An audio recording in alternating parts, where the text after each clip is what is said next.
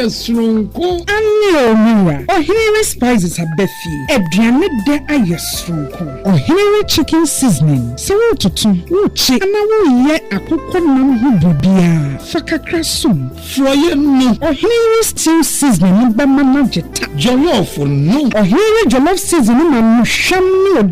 odew Fried rice no kra die Ohinere fried rice seasoning ma me fredwa frede aponchin kakra no me do Ohinere go seasoning Asam na say mira. Ohinere seasoning powder. We want beef, shrimp, noodles, any dia keke ka ho. Anu so de aduane me hwam ne medem.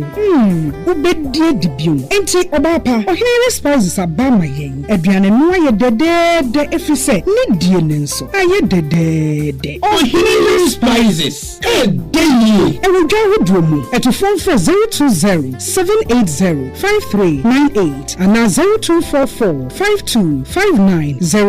FDA agi edwedien kratoi atum Yama abusuafo na adehye mu nyina akwaba ekwan sonko so ebiem afi ensem ne do ebo awuram na de wo mu yamwaso enso atimi ate enra dwumadie sonko bi ekoso ewon kapupuni mantam a na watu din se National Cyber Security Awareness Month na chese eyebosomi a yeyi ede asi wonomo ne ede abodawuro ede aye nkyerɛkyerɛ eba no abefo ntentan no ɛho bambo ene ho dwumadi a sɛde betimi enso akoso wano na nkrofo emfa kotikwan so wɔmfa abefo ntentan so emmɔ nkrofo apo emmɔ nkrofo ɛyɛ krono na dwumadie no Asian Ghana man panyin His Excellency John Dramani Mahama esem se jata balban body hye okopie mu ɛwɔ ase onya akonya na ɔde na no disem etudwa no ɛna wo kyerɛ mu sɛ Ghana aban ayɛ krado sɛ wɔne ɛyɛ aman foforo so animdifo ebetimi aka ontoma apama no na yɛtimi aboa sɛ de bɛyɛ a yɛbɛbɔ adehye ɔmo ɔmayi mu ɛne aman foforo so adehye a wɔmo so abɔ ɔmamu eba bedi pa ni nyina no yɛbɛbɔ mu nyina ho ɛban ɛde afiri abɛfo ɛyɛ sɛ bio bɔnfo sɛma ɛyɛ na ɛkɔsoɔ no wɔkyerɛ mu sɛ wɔmo ɛhwɛ no mu sɛ ɛmamra yɛtintim yɛde ɛbɔ ɛyɛ sɛ ɛkrono basabasa ne ɛyɛ fraud ɛkɔsoɔ no kalabule ho mra ni nyina no yɛhwɛ no mu sɛ yɛbɛtimi ama no ɛgyina brane ɛno enti no wasrɛ sɛ gya wonsom ɛno ani nipa aban no ɛyɛ na afam deɛ no ɛwɔ sɛ Ghana ne de hyia bia so no ɛyɛ na afam deɛ wafam deɛ ɔbɛyɛ ne sɛ wo bɛmu wani ada hɔ na afi wo si obi so enam abɛfo ntentan so no obo obi ekro no wo yi obi fragadama na so atimi abɔ moden ayi mpanfo asotire ne yatimi enso atuwa na mo sɛ de sɛ ne fata na Ghana man panyini o kasa no ana wo kyerɛ sɛ we no pempe so hwɛ mu pa adeɛ ba kwa ya ha adwene ne sɛ yɛse obi wɔ no ma wɔfrɛ wa defe wa obi kura timi sɛ da frɛ so me ma me yare o yare nya asɛm ketwa wa mmoa me awowu na so bekomu no na ɔboa ɛyɛ sa romance scam no wɔse ne nyina yɛ ade a ɛkɔsoɔ na ne nyina mu no na waka no wɔse na aban ayɛ krado de aka enso ne sɛ ɔman no enso ɛbɛboa no. The International Monetary Fund's April 2024 Global Financial Stability Report revealed that over the past 2 decades, 20% of all reported cyber incidents worldwide have targeted the financial sector, resulting in direct losses exceeding $12 billion. Since 2020 alone, cyber-related losses are estimated to be over $2.5 billion. These are staggering figures. They reflect not just lost money, but lost trust, lost jobs, and in some cases, lost lives. Policies and programs alone are not sufficient. Institutions are important, and that is why, in accordance with the Cybersecurity Act 2020, Act 1038, I'll today inaugurate the Joint Cybersecurity Committee, the JCC. The JCC brings together representatives from across all our security and intelligence sectors to collaborate closely with the Cybersecurity Authority. Its purpose is to ensure coherence, coordination, and proactive measures in our national defense against cyber threats. This is a vital step. Cybersecurity must not be fragmented. It demands unity of purpose, a clear strategy, and disciplined education. Cybercrime ignores borders. A hacker in one country can breach systems halfway across the world within seconds. Ghana mabanyini unumunyamfo John Dramani Mahama and outstanding kan dwumadi a watu din sɛ National Cyber Security Awareness Month wabra mo eda na die no ana ode nsem we nyina enso atudwa won krabompuni mantamu yetoa anopa no sia aka nkase bo no so na yakoyanim na yebodwam ewo mrasebedwam agina tuku a won mo na egina oman no anamu na da ne da nyina wo hwese aso ya ahodo no bebu nkonta emuda won mo krogen public account committee na omo egusu omo sinkunya ene aso ya ahodo ewo mayimu no omo doso mu dwumadie mu ehwese obi biara edin hihye ya ye de ama no eso na afenso no sika ahodo de ama omo so omo fa mo aso no ebra no sabepepe na ekono na titira ni ewo agatukuo yi eso no wonu kroya na yemra sebedwani de ma de hyo mo atiwa west abatom pesua so onimonyamfo abana osai asari na wo kyeremu se nyamia nukro ni omo fira ase so omo esi nkonya no omo hu se aso ya wodo bi ewo mayimu a nyamia nukro ni omo dwumadi omo edie no eso ni papa savatase ebo omo abaso ebi mu so de enso no aka omo kakra ebi mu so de anya kra omo kyeso omo hwehwe mu ano sikabote no esom Ghana cedi no 12.9 billion eno omo nsatimi aka a kyese kiyamiani anya dina enka ya afa baabi akowura kwabra ni bibotom na ne ono nko ne na busua makwa enjoy na wakosoa asrese waban enwuma ahodo wo mamu no omo hwese emra ne hihye ya ye de ama wo mu no ombedi so sede se na efata. We are not doing what is expected of us as protecting the public purse as we are supposed to do. In this particular sitting, we saw a lot of infractions in relation to entities using internally generated funds without approval from the Ministry of Finance. So then you see recommendations like write to Ministry of Finance through your ministry for approval, write to Ministry of Finance for approval on this and that. And one thing is also clear, it is because we are not applying the sanctions. If we apply the sanctions to these infractions that the ministries, departments and other agencies are cited, it will go a long way to reduce. But one thing that I'm clear about is that what we are doing is yielding positive results. We have a report which we would look at per the work of the Public Accounts Committee and the support of the Auditor General. We have been able to retrieve about 12.9 billion Ghana cedis. And there's a whole report on that we'll be sharing with the public at the right time. So yes, we are making impact, but we can do better than what we are doing now. And that is why we want to ask for support from the media as well, because we are all partners in this. As we all bring it to the fore and see how best we can support each other to make sure the right things are done, I believe it will go a long way to reduce the infractions that we see when it comes to the management of our public finances. For any outi ye wa yemra sebedwani de ma de hyomo atiwa west abatom pesua so we titinani ede ema agatuku a womo entemgyinafo ehwese abanyuma aso ya hodo no womo bu nkonta emuda wo kroje de kire oman no Public Account Committee na onimonyafo abna ose asare amfana no ansiwa ena ode adesede ekọ ede ama eya kwankyerefo ahodo a ya pa womo ede omatuatua abanyuma ahodo ano ene osamufo ahodo a womo so andi abadwumadie achi se womo nkoso anya adwumaden emfamo ase de beya oman no yesika akorade no yebetimi abon eban sede se. We will work together and encourage others who are also coming to make sure they follow the right path. And clearly, we can see that, one, the auditors are doing very well. There are certain issues that previously you didn't find in the Auditor General's report, but now you find in the Auditor General's report. So they are bringing all these things to the fore. And it is up to us to also work with the relevant people to make sure we cure some of these ailments in the society. But I must also say that the heads of the entities, the chief directors and the ministers are also equally responsible, and they also need to play their part to make sure we all do the right thing. I know for especially the ministers, it is not everything that will run or pass through them, but at least for the chief directors, the principal spending officers, they must be in control, they must be in charge and make sure the right things are done. You know, when these reports are brought to us, so far we have received about 16 reports from the Auditor General. What we do before we sit with the public is to engage the Auditor General, the reasons for their recommendations, how and why they cited certain infractions, so that when you are also querying the auditees, you really understand what you are doing. It is important because it gives better explanation to what we do before we even come out there and sit and ask. So Onimonyamfo abna osai asari mrasebe dwani di madishomo atiwa East abato empesua eso osanso titinani edema public account committee ne na wote ye no na ye bawramu ewo kasamfonyini ho ensema wodo a ene etwaguo edi identity wo Aberfontaine Town so ne nyina ene se DSTV omo multi choice Ghana ase womo ene boa yen se de be ya kasamfonyini no se wo pese ja wo hwe kasamfonyini awodo a eni wo mam na wa mafoforo so a womo ma wonsa etimi eka na osoa for renkita odie ensam so no munyamfo Samna T George wo gina pintin se nkobehwe na eboa eja edida wo mu dwumadie eso no yetimi anhwehwe aso sanse obi subscription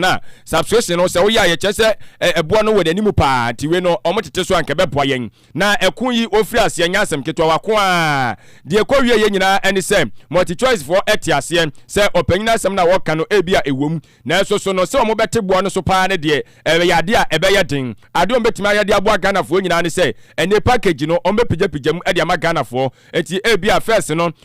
wo subscribe ne ma wo ebia 2 channels asisi ya de best 3 ba beka ho ne ade ama wo mfa so de enso eno no na osoafo a wo hwekita de ensam so de amanebo we ebetu dwa no ebi mo ehase so opanyin no oboa asema wo ka no anya no kra esanse multi choice for sanse ye we no hodada promotion mo taye na abra no ani abra no na wo mu ani esanso enya nkrata bia no so ba bonte so kirem so ampa multi choice for kire se asem no omo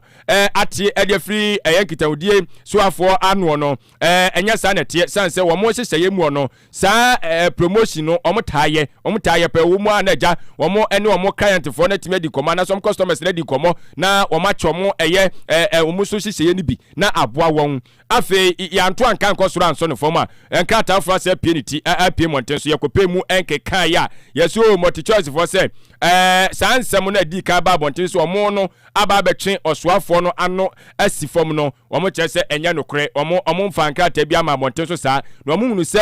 frequently ask questions womo na ko publish ye womo website se multi choice for asesabio womo ya ama osoafo no editro na omo multi choice for se nokre womo ne asoye hwekitawdie ensam so ene no Ministry of Communication, Digital Technology and Innovation and afi National Communication Authority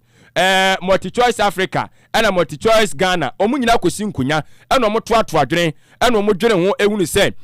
so omo ka se wo mo dwumadie no omo yede ama Ghana fo no ebu ada so no omo te so ebe ha adwene na mom do metimi aya ne se wo mehwe no mabomoden na emfaso a se ja obi eso ono mbeye business a wo onipa kro nya no wo mbehwe so mbetrem di ama sa onipa kro no na timi abo ama nyoma akonkan ti san yeye no de eno no omo agitu mu a adwumadi se de osoafo wonimanyafo Samna T George ebeka kire Ghana fo no sabe pepe enye se promotion wo mo multi choice fo no anase DSTV omo rane dada ena omo esanso ede eba de bi nemom no osoafo no modem bo a wo boye ene anamotu otu ye se de bia Ghana fo ko men ha wo mo no eno na gira so emom so etu anamo ya wo mo enso ede abaiti no so kwa hunu krata bia wo baabi ese wo mo multi choice fo yesi an wo ma kire de aba se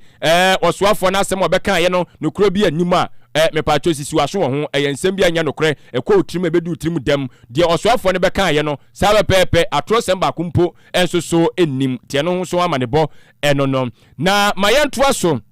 na yanhwe Ghana mamra ene eba no galamsey ho ensenkaya sede ne ginabia enso etie ewo mayimu na empempen nipa wono ehwe ekire se acting chief justice Owura Bafuboni na wode adesede ato wono mo ye adwuma ewo amamra adwumadie ne ntoto anim si wosra wo pa titru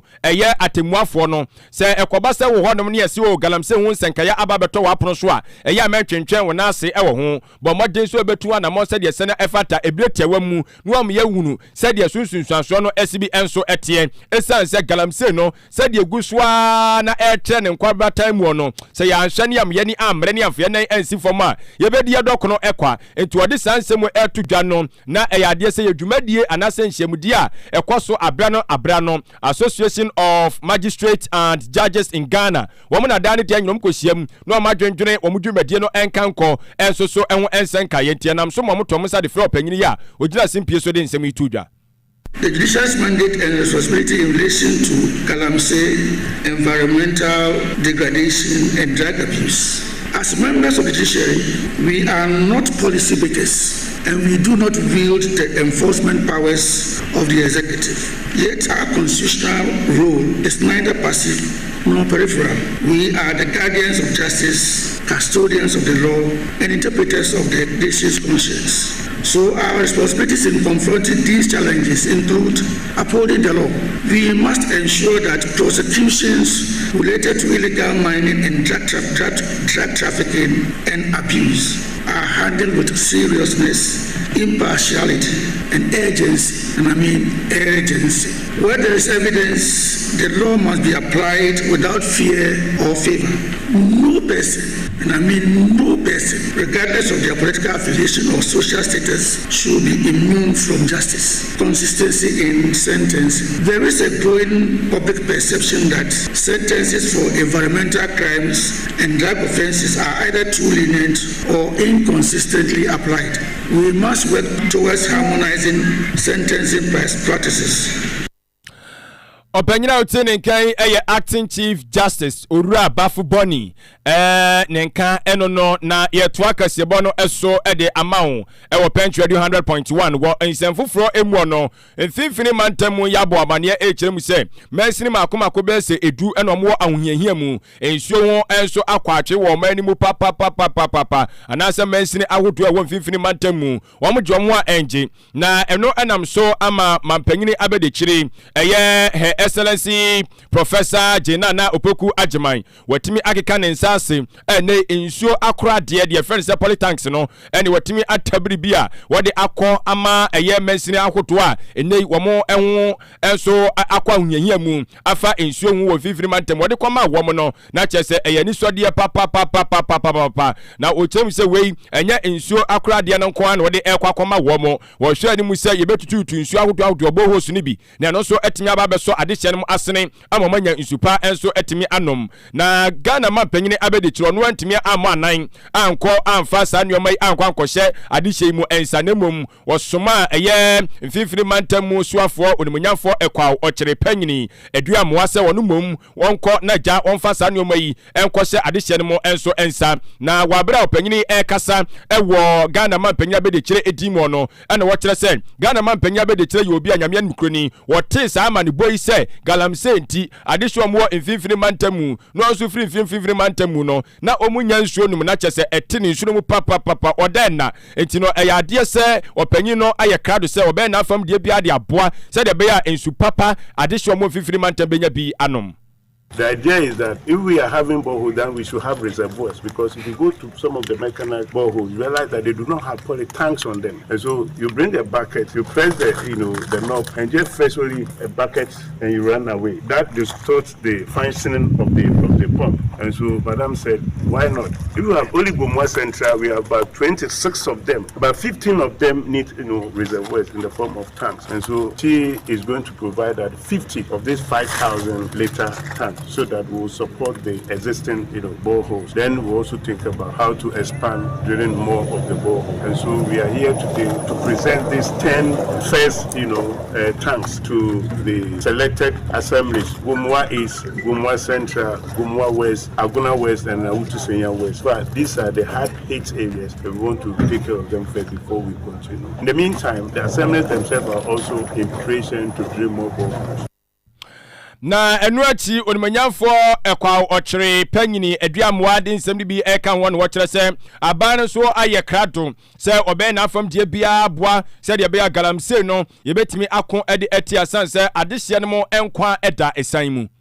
I want to also bring to your notice that government is intentional about the fight against galamsey. And as I speak with you now, the people who are destroying the Ayensu part of Enum part of Ayensu, Enum Boso part of Ayensu are being chased away, and now we are seeing a change in the color of the river. I believe that very soon we're going to get them cleared and treatment plant will come back to life. That's an assurance. Thank you.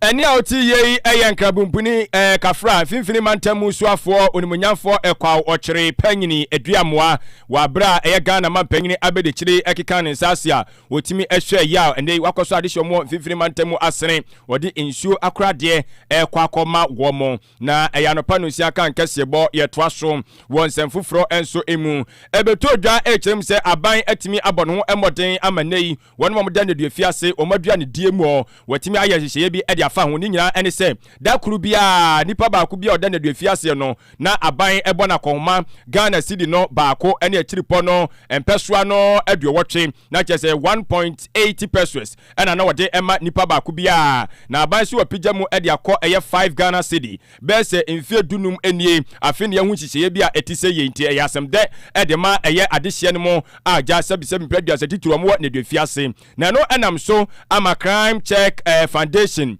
panyini kwankyerefo eye Owura Ibrahim Kwatin wono so ache na adwen ade afa na mutu a mampanyini atuyi ho wo kyerem se nyame nkodi dika obebo aban na baso pa esanse waye bi papa na so enka ewose wotimi ebo no homodin mia no kakra na nka 5 cedi no kra wotimi pem so ede ko nanim ko be se 20 Ghana cedi eka no betimi aboa sanse pempen ye ne asebisebe mpaduasa ye wo ye fa hudie ne yetimi ko eba korampo no se ye maw eye 5 cedi pa se di ne damu ni nyina wo de dinimpo ya kan sa no pa waduane nko ahu sika no kra na enya ade se obetimi so kra ade adidi ama ho atowo se de wo pe no na ene damu ni nyina ye komo obi 5 cedi no on de hu ni se ehwa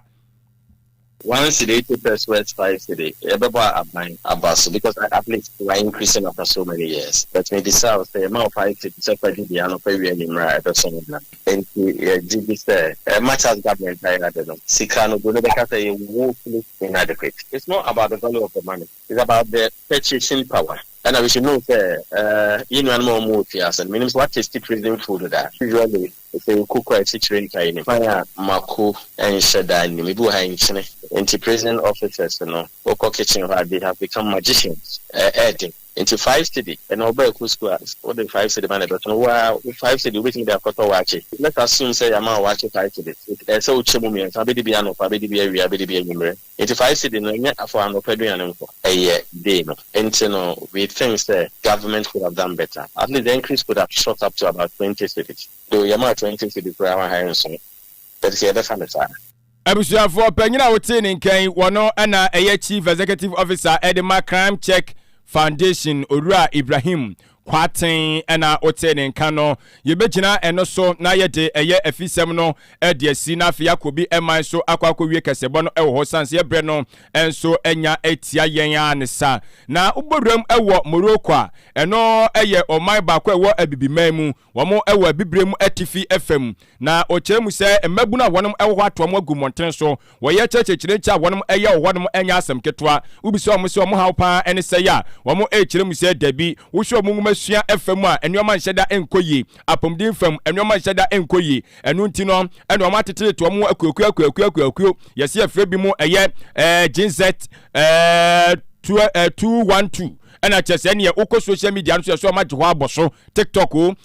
Instagram o Facebook o ana chese wo mo agusua ebo mo mpanyufo etiri so esugu o mo so se wo mo enya ntoto ya beboa ma asetrem ayemre e de ama adehyo mo Morocco man no enso so emu na sa wo ye kira wonum eyei wo kyeremu se nafua be se 9 ana mo de agina mu e de ye o ye kire anadu dasuo mu nyina no mo ye o ye kira na no memenda no ton no mu efri ase na o kyeremu se nam so ama sem no ekasai eye bambo adumayefo be se makomako ahanu ene aduosiam yensa ana wonum aprepra eye oman makomako aduonum yensa ana omo so aprepra enam oye kire yi eso enti na o se nam so amasisi ano anibre aba ewo eye Morocco man no emu a empanyifo ensugu so etoto nioma ehwe ani muso meyo mafam die bia aboa se de be ya abotoyemu enso so ebeba enti aban no asre wo mo se sa wo ye kire mugusu a wonum eye no enka be ya ja wɔn kɔma kɔma nto wɔn yam na agya wɔn ɛnhwɛ kwan bɛfa so a wɔn bɛkyerɛ wɔn haw no ɛdi akyerɛ wɔ kwan papa ɛsoɔ na ɔsesɛm no kɛse wohwɛ akais ahodoɔ ɛno nso so yɛ apolisifoɔ anaasɛ bambɔ adwumayɛfoɔ ɛdi a wɔn asɛe na ɛno nso ɛnam wɔ ha ɛne aduanan mmienu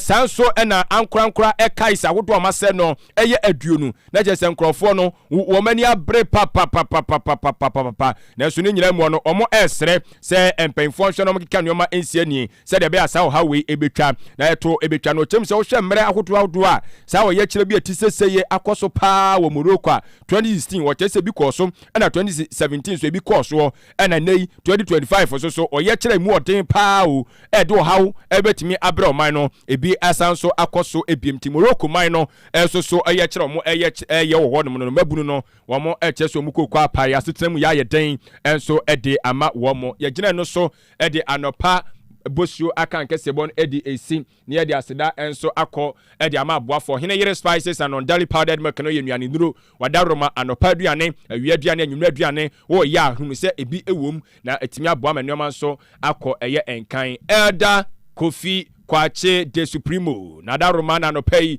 wɔdom ɛbɔ emiamia mfidie ne firma so ɛnso ɛde ɛma yɛne kama okay DJ dancer ɛna ɔno so ɛwɔ technical room hɔ no ma ɔno so ɛde yɛkɔ abɛ fontentan no so monitor nneɛma ɛde ma yɛ asedan kɔmɔ mu nyinaa wɔhene ba nyaako adaroma no so hwɛ yɛ otintim nsɛm nyinaa de go nkrata so kama ɛsɔne so ɛde ɛma yɛne adwoa ahene nkɔ ɛnso ɛka ho ebi ne ɛbɛsom wɔ medin ɛde adwempa ahene Kofi Mensah adwene papa na papa ni wani mu kan kɛsɛ bɔ na si me ma mo netie. I remember seeing my father sell dope, my uncle sell